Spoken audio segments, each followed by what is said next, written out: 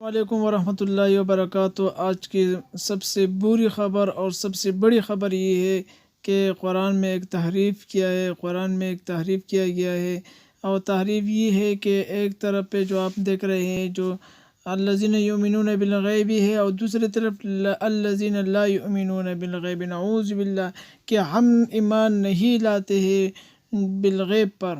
ينفقون الصلاة ومما رزقناهم يقيمون، یہ قیام کا معنی ہے کھڑا ہونا، ينفقون اللہ کے نام پہ خرچ کرنا ہے۔ یہ کتنا ذلیل قوم ہے جو ہمارے قرآن کے پیچھے پڑے ہوئے ہے اور ہمارے قرآن میں تحریف کرتا ہے۔ اللہ تعالیٰ اس کا حفاظت خود ہی کرتا ہے۔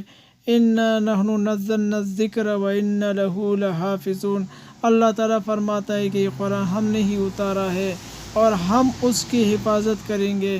اس کا حفاظت کا ذمہ کسی کے ذمہ میں نہیں ہے، یہ اللہ تعالیٰ نے خود لیا ہے۔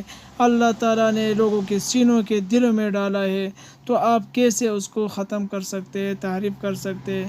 لہٰذا آپ لوگوں سے درخواست ہے کہ جلد از جلد اس ویڈیو کو شیئر کریں تاکہ اس ملعون تک پہنچ جائے۔